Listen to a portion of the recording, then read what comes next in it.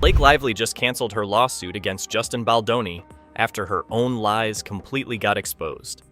Anyway, as I said, today is the big day of Blake Lively's deposition. The Hollywood Queen's empire is collapsing in real time, and today marks the beginning of the end. Blake Lively has officially canceled her lawsuit against Justin Baldoni after months of courtroom drama, media manipulation, and playing the victim card. And the timing couldn't be more suspicious. Right before her scheduled deposition, where she'd have to answer real questions under oath. Let's be clear about what's happening. Blake Lively, America's supposed sweetheart, just folded like a cheap suit when faced with the prospect of actually proving her claims. Court filings reveal she had zero solid evidence to back up her dramatic accusations. No texts, no emails, nothing but a collection of empty folders and a desperate PR strategy. Today was supposed to be the day of reckoning. She's saying that it was because of the smear campaign that she did to herself. Blake's deposition date finally arrived. The one moment where she might actually have to stop hiding behind Instagram filters and staged photo shoots to answer real questions. But should we be surprised she found a way out? This is the same woman who reportedly ghosted her own movie set for weeks, blaming everything from sick children to unfavorable weather. The legal system was about to force Blake to explain her contradictions under oath. How do you claim someone is dangerous enough to warrant public accusations while simultaneously admitting it wasn't that bad and I never wanted to go public? The math simply wasn't mathing.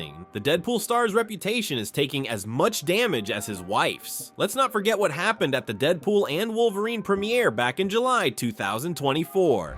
She also said that she never wanted to go public with this information, meaning that she's contradicting herself when she said that Baldoni was a danger. Reynolds stood in front of half of Hollywood and straight up called Justin Baldoni a predator, not behind closed doors or in a private complaint, out loud, in public, like it was open mic night at the Slander Club. When challenged, Reynolds' entire defense reportedly boiled down to freedom of speech, as if defaming someone in front of cameras is just a quirky personality trait. This reckless statement reportedly had immediate consequences. Baldoni's management, WME, dropped him shortly after. Leaked audio from Ari Emanuel, former CEO of WME, allegedly confirmed the behind-the-scenes sabotage. Emanuel reportedly admitted he trusted Blake and Ryan over Baldoni, despite the growing contradictions in Blake's own statements. The favoritism was blatant, the reputational sabotage crystal clear. Legal experts are circling like sharks, saying Reynolds' outburst combined with Blake's mess of contradictions could finally open the door to proving actual malice. She never believed that.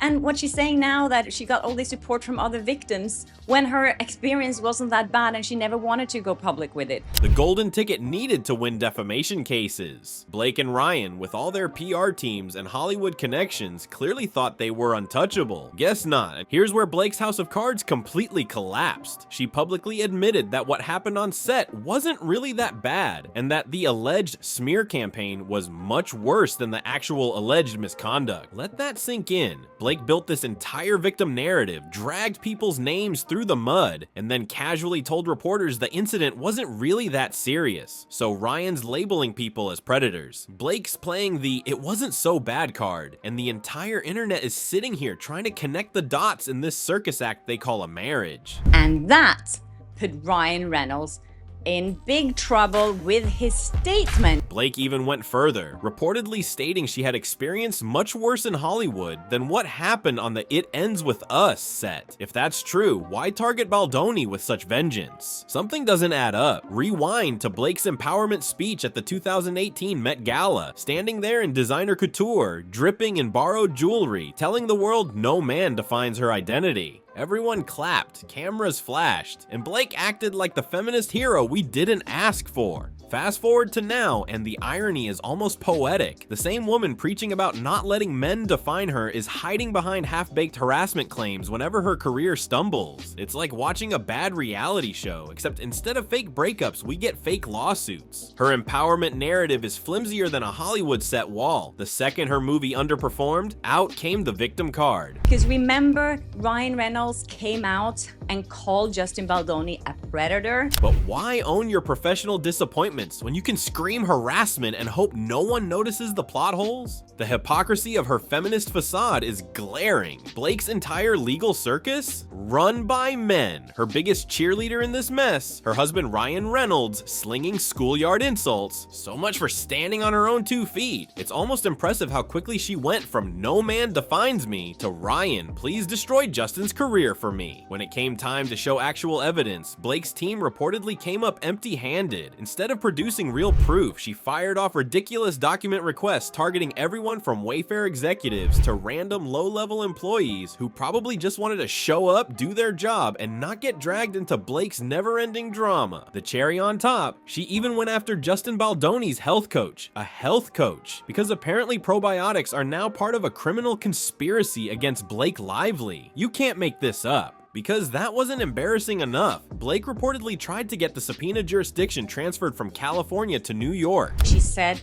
that the smear campaign was much worse than the actually alleged SH. Basically because the California judge wasn't playing along with her tactics, but Judge Lehman shut that down immediately. Turns out even judges are sick of Blake shopping courts like she shops for designer gowns. While Blake was flailing around demanding documents from innocent bystanders, Wayfair has been quietly fighting back and actually doing the responsible thing, producing real evidence. Their forensic teams have been digging through emails, texts, and servers, with everything set to be turned over by July 1st, 2025.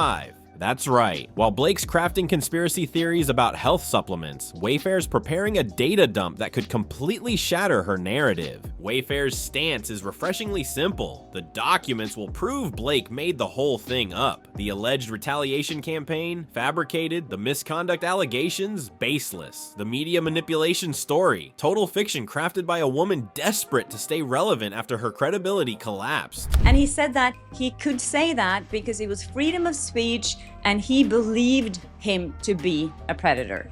Blake's entire PR persona has been riding on this social media manipulation angle. This fantasy that Wayfair employees, health coaches, and probably the janitor were all in on some coordinated smear campaign using Instagram posts and news leaks. But as usual, she's walking around with no proof, just vibes and a victim complex. On Justin Baldoni's side, his deadline to file a second amended complaint came and went on June 23rd, 2025, with nothing filed. Legal experts point out some interesting restrictions. Under federal rules, you apparently can't always amend your complaint and appeal at the same time. So maybe Justin's playing the long game, strategizing behind closed doors while Blake flails publicly. Let's not forget, Justin's initial counterclaims like defamation and civil extortion were dismissed without prejudice, meaning they could be brought back under the right conditions. This isn't a white flag situation, it's more of a strategic pause. And honestly, Baldoni probably doesn't want to stoop to Blake's level, turning the legal process into a circus just to grab headlines. That Ari Emanuel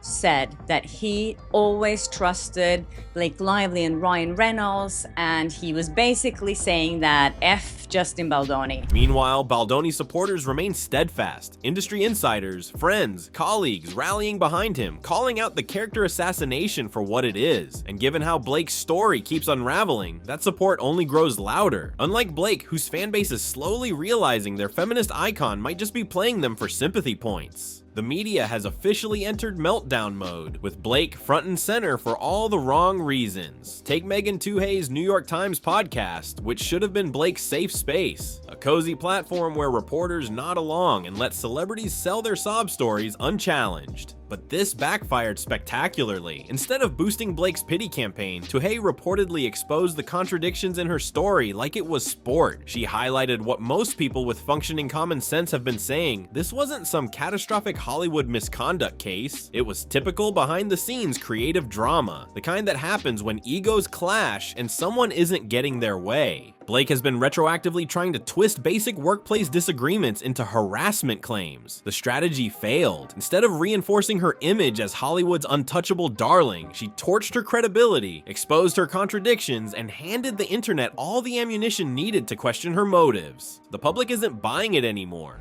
Is that Blake Lively herself said that this wasn't really bad, and that put Ryan Reynolds in big trouble with his statement, something that I didn't think about here. Regular people, the same fans who once cheered her on the red carpet, see through the contradictions, the hypocrisy, the courtroom games. They're done with the performance. Every contradictory statement, every fishing expedition subpoena, every desperate media stunt has made Blake's credibility shakier, her case weaker, and her reputation practically non-existent at this point. Blake Lively built an empire on being likable. The flowing blonde hair, the fashion sense, the perfect family, the girl next door charm. For years, this carefully constructed persona sheltered her from criticism. That protection has evaporated. As Blake's lawsuit crashes and burns, the question remains, can she rebuild her shattered reputation? Hollywood loves a comeback story, but this may be beyond repair. She wasn't just caught in a lie, she was exposed, orchestrating what appears to be an elaborate scheme against a colleague's career while playing the victim.